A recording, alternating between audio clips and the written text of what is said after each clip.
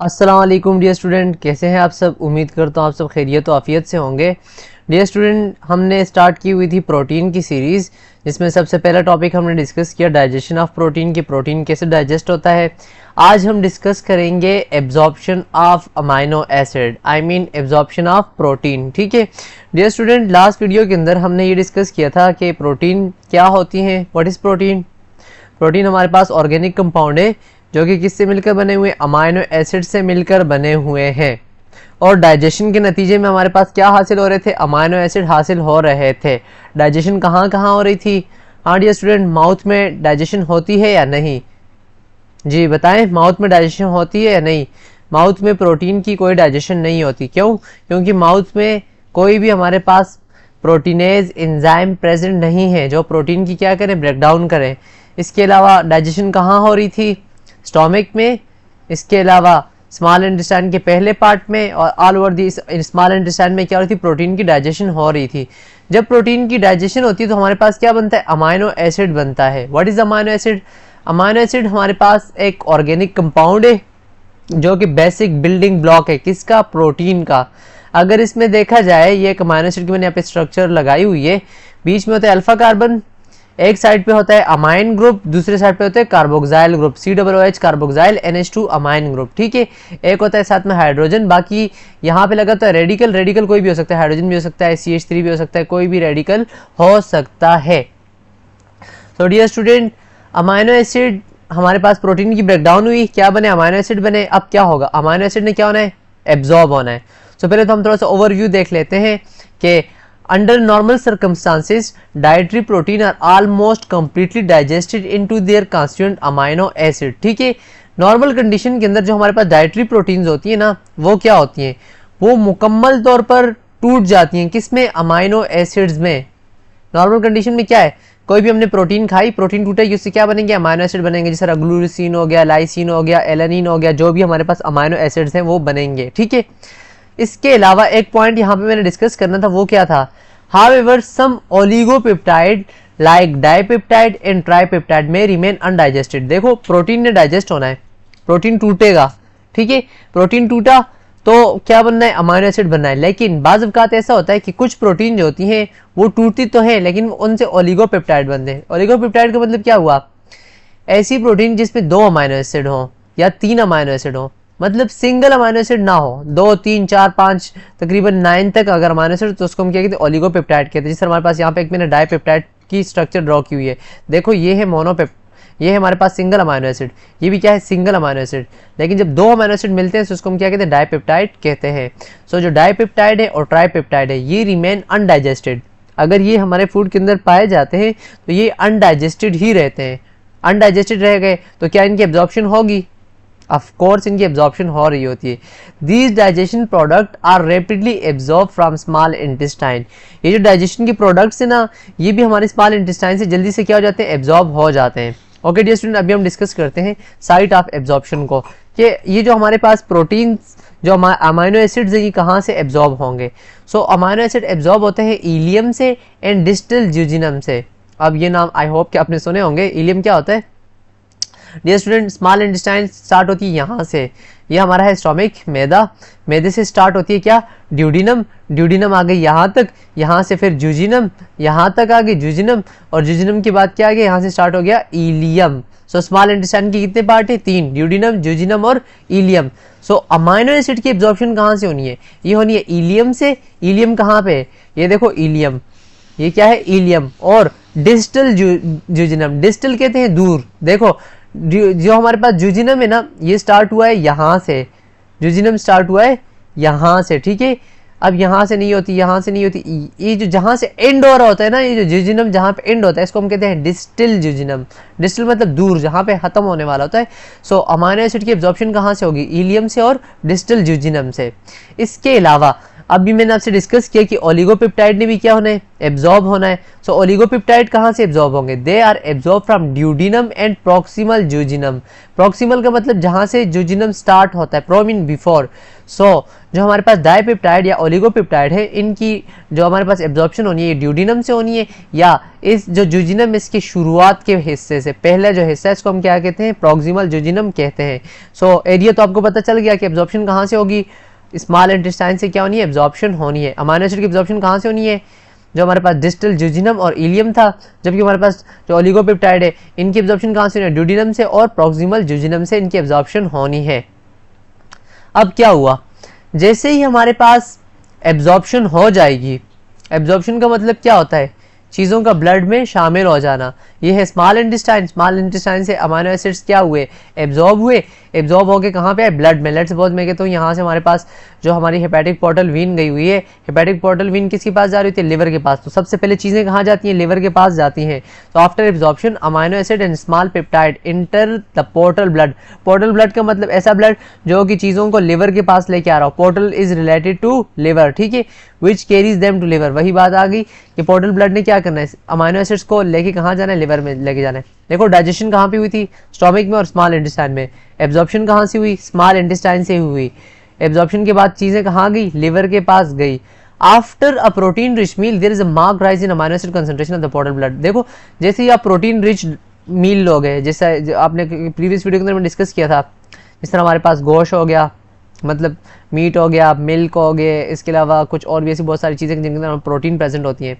जैसे आप प्रोटीन का, जिसके अंदर प्रोटीन ज़्यादा होती है, ऐसा खाना खाओगे ना, अगर आप ब्लड से उसी वक्त, मतलब थोड़ी देर बाद जब प्रोटीन की एब्जॉर्प्शन हो जाए, तो अगर आप ब्लड को निकालोगे तो ब्लड के अंदर आपको अमीनो एसिड की हाई कंसंट्रेशन मिलेगी।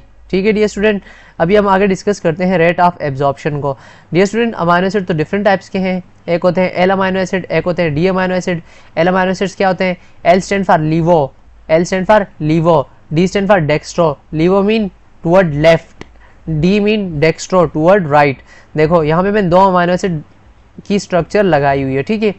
अगर इस स्ट्रक्चर में देखा जाए तो NH2 की स्ट्रक्चर किस तरफ है, राइट तरफ है ना, सो this one is dextro.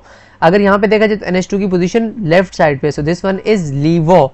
So amino acid दो टाइप के हैं, एक हमारे पास हो गया लीवो, एक हो गया डेक्स्ट्रो, ठीक है। ये तो on the basis of optical activity, ये लाइट को किस तरफ रोटेट करते हैं, डेक्स्ट्रो लाइट को रोटेट करते हैं टुवर्ड राइट, जबकि हमारे पास लीवो लाइट को रोटेट करते हैं टुवर्ड लेफ्ट, ठीक है। सो जो हमारे पास एल अमीनो एसिड होता है ना, जल्दी एब्जॉर्ब होते हैं by active transport. Active transport का मतलब क्या है कि इनको एनर्जी की ज़रूरत होगी, इनके लिए हमें एक जो विटामिन चाहिए होता है जिसका नाम है पायरिडॉक्सल फॉस्फेट, विटामिन B6 जिसको हम कहते हैं, ये इनकी ट्रांसपोर्ट के लिए ज़रूरी है, ठीक है। जबकि हमारे पास जो डी अमीनो एसिड्स है ना, ये एब्जॉर्ब होते हैं slowly by simple passive diffusion. Passive diffusion का मतलब क्या है, इनको कोई एनर्जी की जरूरत नहीं है। व्हाट इज डाइफ्यूजन, डाइफ्यूजन किसको कहते हैं, डाइफ्यूजन कहते हैं the movement of molecule from the region of higher concentration toward lower concentration. देखो इंटेस्टाइन के अंदर प्रोटीन की क्या हुई है, डाइजेशन हुई है। प्रोटीन की डाइजेशन में बहुत सारे अमीनो एसिड बने, मतलब इंटेस्टाइन के जो ल्यूमन है उसके अंदर बहुत सारे अमीनो एसिड्स पड़े हुए हैं, जबकि इंटेस्टाइन के सेल के अंदर कोई अमीनो एसिड नहीं है। सो बाहर से अमीनो एसिड आहिस्ता आहिस्ता कहाँ आएंगे, इंटेस्टाइन के सेल के अंदर आएंगे। सबसे इंपॉर्टेंट चीज़ है मैकेनिज्म ऑफ एब्जॉर्प्शन। दरअसल ये एब्जॉर्प्शन होती है एल अमीनो एसिड्स की, तो कैसे होती है, सो अभी इसको डिस्कस करना है, बहुत ही इंपॉर्टेंट है ये, ठीक है, इसको गौर से देखना। इसके लिए हमारे पास इस्तेमाल होता है आयन ग्रेडियंट हाइपोथेसिस, ठीक है। आयन ग्रेडियंट हाइपोथेसिस हमें क्या कहता है, पहले मैं आपको जल्दी से ये चार्ट से करवा देता हूँ, फिर ये स्टेप हम रिवाइज करते हैं, ठीक है। देखो ये आ गया हमारे पास ल्यूमिन, किस चीज़ का, इलियम का, ठीक है। इलियम का क्या आ गया, ये ल्यूमिन आ गया। ल्यूमिन कहते हैं पेट को, जिस तरह अब देखोगे ना स्मॉल इंटेस्टाइन जो होती है ना, वो पाइप जैसी होती है ना, पाइप का जो इन साइड की एरिया है वहाँ पे लेट्स सपोज मैं कहता हूँ अमीनो एसिड्स पड़े हुए हैं। सबसे पहले क्या होगा, ये अमीनो एसिड मिलेगा सोडियम के साथ, ठीक है। ये अमीनो एसिड और सोडियम ये दोनों जाके मिलेंगे, हमारा जो सेल है, लेट्स सपोज मैं कहता हूँ ये इंटेस्टाइन का एक सेल है जिसका नाम होगा एपिथेलियल सेल, जो इंटेस्टाइन की लाइनिंग के ऊपर प्रेजेंट होता है उसको हम कहते हैं एपिथेलियल सेल कहते हैं, ठीक है। अब इस एपिथेलियल सेल के ऊपर एक प्रोटीन लगी हुई है जिसने क्या करना है, इस अमीनो एसिड और सोडियम जब इसके ऊपर बाइंड होंगे, सो ये इन दोनों को साथ लेके सेल के अंदर लेके जाएगा। सो सबसे पहले क्या होना है, अमीनो एसिड ने, सोडियम ने और इस प्रोटीन ने आपस में मिलकर एक कॉम्प्लेक्स स्ट्रक्चर बनानी है। क्या बनानी है इन्होंने, एक कॉम्प्लेक्स स्ट्रक्चर बनानी है। अब ये स्ट्रक्चर जो होगी सेल के अंदर आ जाती है, ठीक है। सेल के अंदर जैसे ही आई, को ट्रांसपोर्ट प्रोटीन दोबारा से वापस चली जाएगी। सोडियम जो है ना, सोडियम हमारे जो मतलब जो इंटेस्टाइन के सेल हैं, एपिथेलियल सेल हैं, इनके ऊपर लगे थे sodium potassium pump. Sodium potassium pump का काम क्या है? सोडियम को अंदर से बाहर निकालना और पोटाशियम को बाहर से अंदर लेके आना। बात समझ में आई? ये एनर्जी को यूज करके काम कर रहा होता है। काम किसे करता है?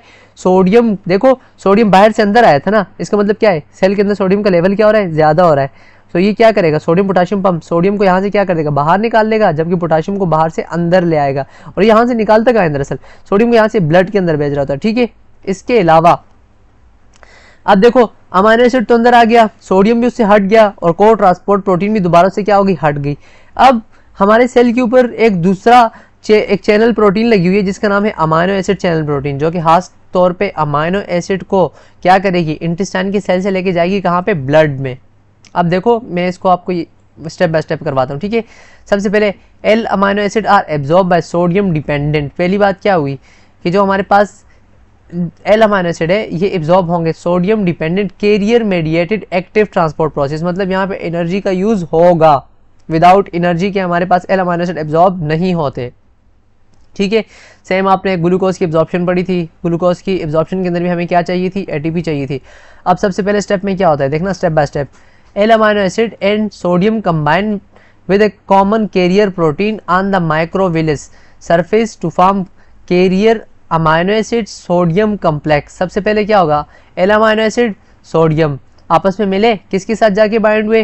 कैरियर प्रोटीन के साथ। सोडियम अमाइनो एसिड जाके किसके साथ बाइंड हुए? कैरियर प्रोटीन के साथ। क्या बनाया? Carrier amino acid sodium complex बना, ठीक है। अब क्या होगा? The complex move into the cytoplasmic surface. ये जो कम्प्लेक्स बना था ये क्या होगा? साइटोप्लाज्म के अंदर मूव कर देगा, ठीक है। जब ये मूव कर गया, where it dissociate into free amino acid and sodium. जब ये अंदर आएगा तो यहाँ पे टूट जाएगा, किस चीज में? सोडियम में, और फ्री अमाइनो एसिड में क्या हो जाएगा? टूट जाएगा, ठीक है।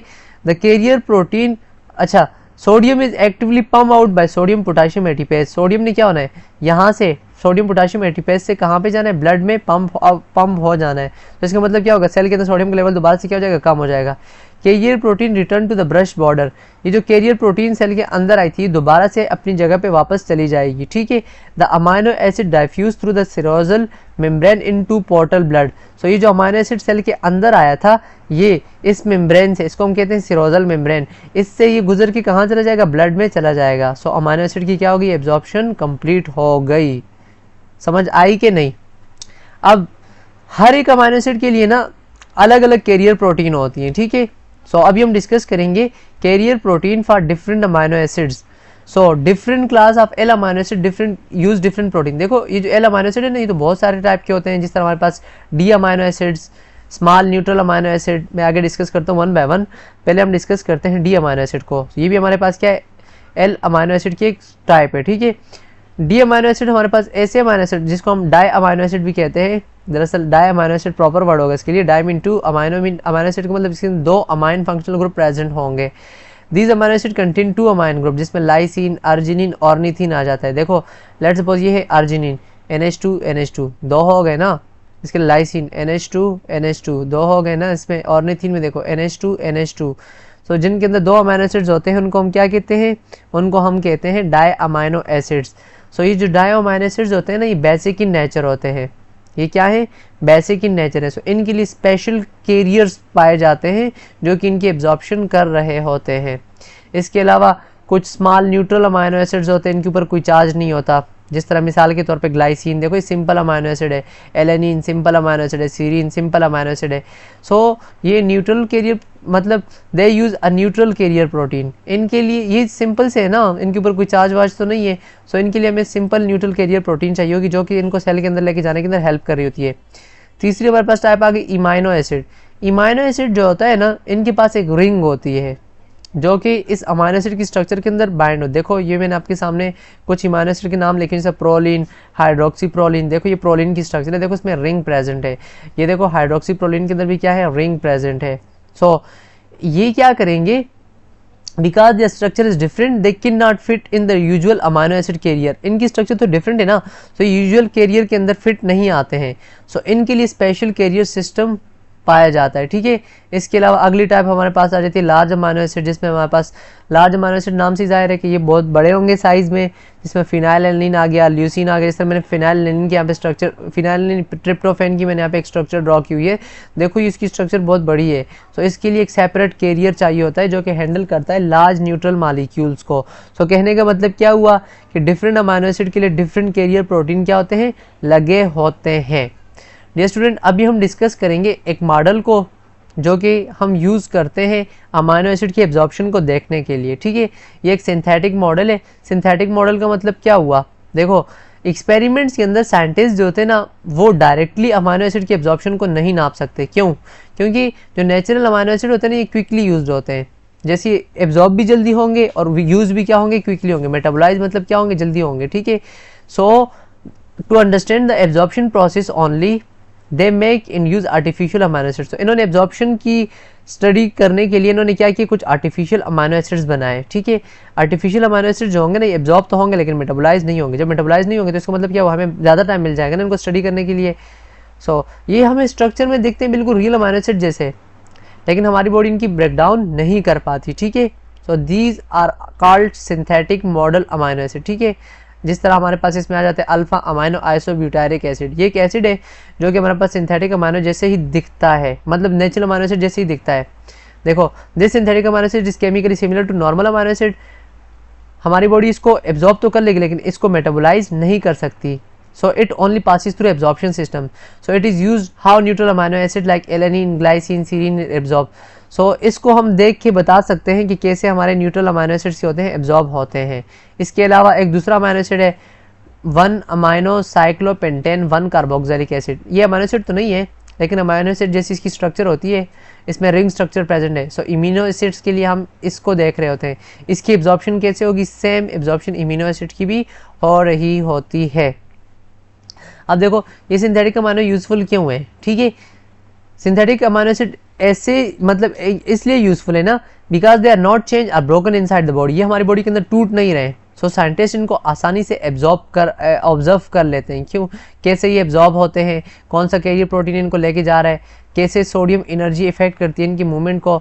So these synthetic model allow researcher to study the absorption mechanism only, ठीक है, विदाउट इंटरफेरेंस फ्रॉम मेटाबॉलिज्म और केमिकल रिएक्शन। सो सिंपल मतलब क्या हुआ कि अमाइनो एसिड की एब्जॉर्प्शन को स्टडी करने के लिए हमने क्या किए हुए हैं, अपने आप से कुछ सिंथेटिक अमाइनो एसिड की बनाए हुए हैं, जिसमें हमारे पास नेचुरल अमाइनो एसिड जो होते हैं कैसे एब्जॉर्ब होते हैं और कैसे मेटाबोलाइज होते हैं। सिंथेटिक अमाइनो एसिड एब्जॉर्ब, देखो नेचुरल अमाइनो एसिड एब्जॉर्ब हुए एकदम से मेटाबोलाइज हो गए, तो सिंथेटिक अमाइनो एसिड एब्जॉर्ब तो हो जाते हैं लेकिन मेटाबोलाइज नहीं होते। इसका मतलब क्या है कि इनकी स्टडी हम आसानी से कर सकते हैं। अब हमने डिस्कस करना है evidence for active absorption. Active absorption के लिए क्या क्या एविडेंस है। सो पहली बात क्या है, एल अमाइनो एसिड जो होता है ना, ये एब्जॉर्ब होता है फास्टर देन डी आइसोमर्स, ठीक है। जो हमारे पास अमाइनो एसिड दो टाइप के थे ना, एक एल अमाइनो एसिड थे, एक डी अमाइनो एसिड थे। सो एल अमाइनो एसिड जल्दी एब्जॉर्ब होते हैं, ठीक है।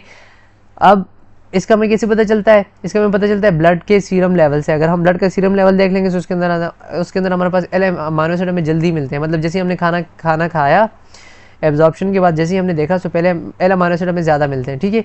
Replacement of sodium ion with lithium और पोटेशियम रिड्यूस एब्जॉर्प्शन रेट। अब सोडियम आयन का हमें कैसे पता चला कि सोडियम आयन का रोल है, तो जैसे हमने सोडियम आयन की जगह को रिप्लेस किया लिथियम या पोटेशियम से, तो हमने ये देखा कि एब्जॉर्प्शन की रेट क्या हो रहे थे, आहिस्ता हो रहे थे, मतलब एब्जॉर्प्शन कम हो रही थी। तो इसका मतलब क्या हुआ कि सोडियम की मौजूदगी में एब्जॉर्प्शन क्या हो रही है, कम हो रही है। इसके अलावा inhibitor dinitrophenol and cyanide depress absorption. अब कुछ ड्रग्स हैं जिसमें हमारे पास डीएनपी और साइनाइड, इन्होंने क्या करना है, इन्होंने एटीपी को नहीं बनने देना है। और ऑलरेडी मैं डिस्कस कर चुका हूँ कि अमाइनो एसिड की एब्जॉर्प्शन किसकी मौजूदगी में होती है, एटीपी की मौजूदगी में होती है। जब एटीपी नहीं होगा तो इनकी एब्जॉर्प्शन नहीं होगी, ठीक है डियर स्टूडेंट। इसके अलावा absorption rate vary for different amino acid independent of concentration gradient. जिस अमाइनो एसिड की कंसंट्रेशन ज़्यादा होगी, जिस अमाइनो एसिड की कंसंट्रेशन ज़्यादा होगी वो एब्जॉर्ब भी क्या होगा, ज़्यादा होगा। ये पॉइंट मैंने आगे लिखा हुआ है, higher concentration of one amino acid can reduce the absorption of other. जिस अमाइनो एसिड की एब्जॉर्प्शन मतलब कंसंट्रेशन ज़्यादा होगी उसकी एब्जॉर्प्शन क्या होगी, ज़्यादा होगी। Basic and dicarboxylic amino acid are absorb more slowly than neutral amino acid, ठीक है। न्यूट्रल अमाइनो एसिड जल्दी एब्जॉर्ब होते हैं एज कम्पेयर टू बेसिक और डाई कार्बोक्सिलिक अमाइनो एसिड से। ये तो अभी हमने डिस्कस किया एब्जॉर्प्शन ऑफ जो हमारे पास एल अमाइनो एसिड्स थे। अभी हम डिस्कस करेंगे एब्जॉर्प्शन ऑफ एल ओलिगोपेप्टाइड। देखो एल ओलिगोपेप्टाइड जो होते हैं ना, ये एक्टिवली ट्रांसपोर्ट होते हैं इंटेस्टाइन के सेल के अंदर, ठीक है। इंटरसेलुलर पेप्टाइड, देखो ये क्या है, ओलिगोपेप्टाइड है। इसका मतलब क्या है कि ये अमाइनो एसिड तो नहीं है ना। जैसे सेल के अंदर आएंगे तो सेल के अंदर कुछ एंजाइम है पेप्टाइडेसिस, वो क्या करेंगे, इनको पहले तोड़ेंगे किसमें, अमाइनो एसिड में। सो हाइड्रोलिसिस के नतीजे में अंदर पेप्टाइड की कंसंट्रेशन क्या हो जाएगी, कम हो जाएगी। क्यों, क्योंकि पेप्टाइड क्या हो गया, टूट गया। सो बाहर पेप्टाइड ज़्यादा अंदर कम, सो बाहर से पेप्टाइड क्या होगा, दोबारा से अंदर आएगा। Peptide transport is independent of amino acid transport system. Amino acid transport system से इसका कोई ताल्लुक ही नहीं है। ठीक है डियर स्टूडेंट। अच्छा डियर स्टूडेंट, यहाँ पे आके एब्जॉर्प्शन खत्म हो जाती है, लेकिन यहाँ पे एक मालिक्यूल है जिसका नाम है ग्लूटाथायोन, जो कि नेचुरली हमारे बॉडी में प्रेजेंट होता है। इसने अमाइनो एसिड की एब्जॉर्प्शन करवानी है। सो इसके हवाले से एक साइकिल भी मौजूद है। सो मैंने सोचा कि इसको मैं डिस्कस कर लूँ। इस साइकिल को प्रपोज करने वाला था मीस्टर। साइकिल का नाम क्या है, गेमा ग्लूटामाइल साइकिल। ठीक है, गेमा ग्लूटामाइल साइकिल। इसका मतलब क्या है, सबसे पहले तो आपको समझो ग्लूटाथायोन होता क्या है। ग्लूटाथायोन एक ट्राइपेप्टाइड है। ट्राइपेप्टाइड का मतलब क्या है कि इसके अंदर 3 क्या होंगे, पेप्टाइड बॉन्ड प्रेजेंट होंगे, 1, 2 और 3। इसके अंदर 3 पेप्टाइड बॉन्ड क्या होते हैं, प्रेजेंट होते हैं। ठीक है। अच्छा जी, अगर इस ग्लूटाथायोन को देखा जाए तो इसके अंदर ग्लूटामिक एसिड, सिस्टीन और ग्लाइसिन, 3 अमाइनो एसिड इसके अंदर मौजूद हैं। ठीक है, क्या क्या, ग्लूटामिक एसिड, ये है ग्लूटामिक एसिड, ये है सिस्टीन और ये है ग्लाइसिन। ठीक है डियर स्टूडेंट। अब ग्लूटाथायोन को हमारी बॉडी के अंदर पहले नेचुरल काम देख लो, इसका काम क्या है। ये एक्ट करता है एज एंटीऑक्सीडेंट। कोई भी फ्री रेडिकल बना, फ्री रेडिकल हमारे सेल को डैमेज कर सकता है।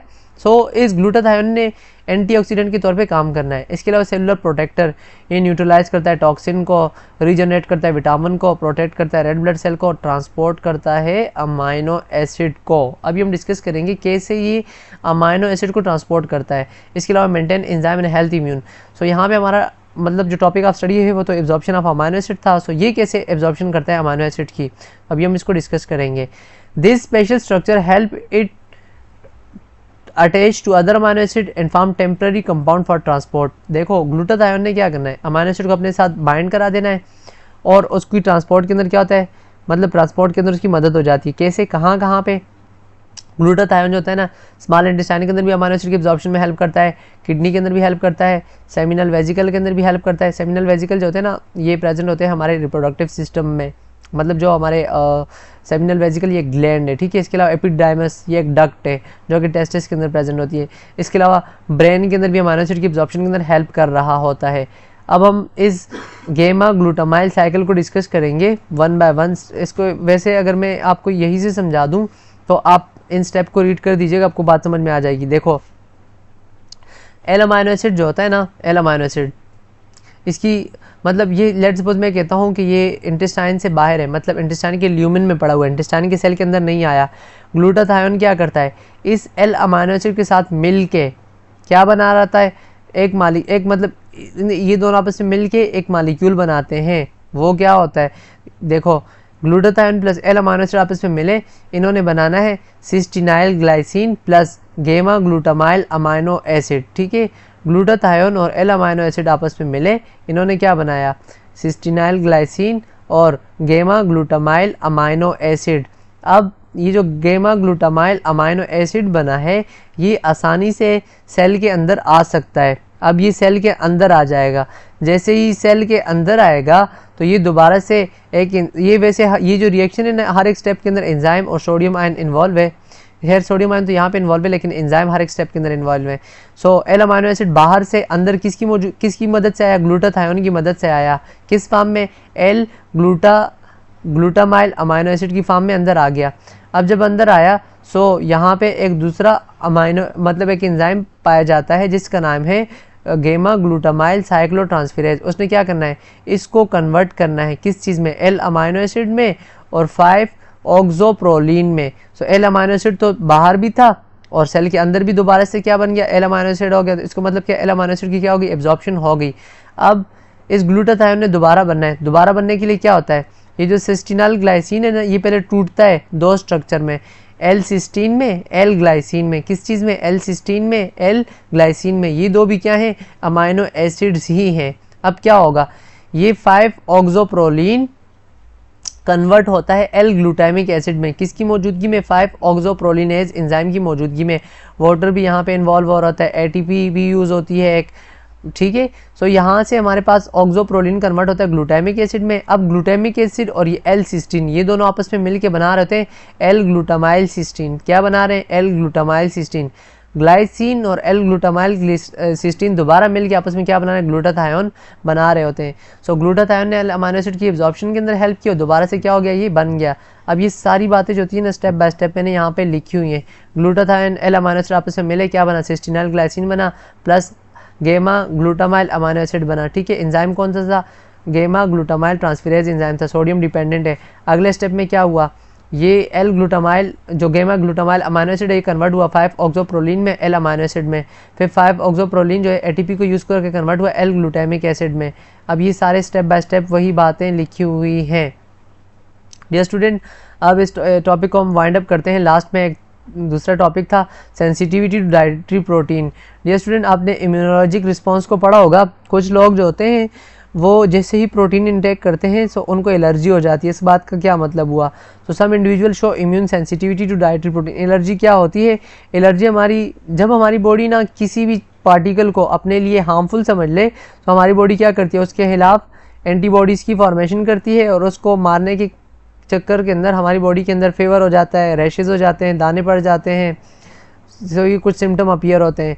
अब देखो नॉर्मल कंडीशन में क्या होता है, जब हम प्रोटीन लेते हैं लाइक मिल्क पिया या एग खाया या वीट खाया हमने, सो हमारे स्टोमक ने क्या करना है, इसकी डाइजेशन करनी है। इंटेस्टाइन में भी इसकी क्या होनी है, डाइजेशन करनी है। डाइजेशन के नतीजे में क्या बनना है, अमीनो एसिड बनना है, स्मॉल पेप्टाइड बनने हैं। These molecule lost their antigenic property. जैसे ये इनकी ब्रेकडाउन हुई सो इन्होंने अपनी एंटीजेनिक प्रॉपर्टी को क्या कर देना है, लॉस्ट कर देना है। एंटीजेनिक प्रॉपर्टी कहते हैं ना एंटीजन फॉर्मेशन प्रॉपर्टी। एंटीजन क्या होता है, जिसके खिलाफ क्या बनती है, एंटीबॉडीज़ बनती है। हमारी बॉडी क्या करता है, एंटीबॉडीज़ बनाता है एंटीजन के खिलाफ। ठीक है, सो एंटीजेनिक प्रॉपर्टीज़ की क्या होगी, ख़त्म होगी। सो इसका मतलब क्या, हमारा इम्यून सिस्टम इसके ऊपर अटैक नहीं करेगा। लेकिन एबनॉर्मल कंडीशन में लेट सपोज अगर डाइजेशन इनकम्प्लीट हुई है या प्रोटीन मुकम्मल तौर पे ब्रेकडाउन नहीं हुई, सो प्रोटीन के बड़े बड़े फ्रैगमेंट्स, फ्रैगमेंट कहते हैं हिस्सों को, बड़े बड़े फ्रैगमेंट मौजूद होंगे ब्लड में। अब ब्लड में नहीं, आई मीन जो हमारे स्मॉल इंटेस्टाइन की वॉल है वहाँ पे मौजूद होंगे। सो हमारी स्मॉल इंटेस्टाइन से एब्जॉर्प्शन होती है ना पिनोसाइटोसिस के जरिए भी होती है। पिनोसाइटोसिस का मतलब क्या है, सेल की मेम्ब्रेन इन्विजिनेट होकर इस लार्ज फ्रैगमेंट को इंटर करवा देगी अपने अंदर।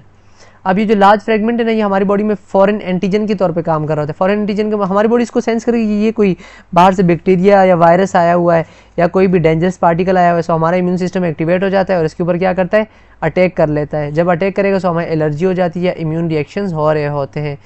अच्छा, इस एंटीजन के लिए क्या क्या चाहिए, मतलब इस एंटीजेनेसिटी प्रॉपर्टी के लिए क्या क्या चाहिए, मतलब एलर्जी हमें किस से होगी, ऐसी प्रोटीन से होगी, ऐसी पेप्टाइड से होगी जिसके अंदर 6 से 7 अमीनो एसिड हो, जिसका मॉलिक्यूलर वेट 820 से लेकर 928 डाल्टन तक हो। Must contain glutamine and proline, जिसमें ग्लूटामिन और प्रोलिन अमीनो एसिड मौजूद हो। अब इसकी एग्जांपल हम डिस्कस कर लेते हैं। जिस तरह आपने देखा होगा जो छोटे बच्चे होते हैं शीरखार इन्फेंट्स, जैसे ही वो माँ का दूध पीते हैं, अब माँ के दूध के अंदर तो प्रोटीन पाई जाती है। सो क्या होता है, जैसे ही उन्होंने माँ का दूध पिया एज ए रिज़ल्ट क्या होता है, नॉन ट्रॉपिकल स्प्रू होता है। इसको हम सीलियक डिजीज़ भी कहते हैं। इसमें क्या होता है, डिफेक्टिव डाइजेशन ऑफ ग्लूटेन होता है। मतलब एक वीट के अंदर प्रोटीन पाई जाती है, ठीक है।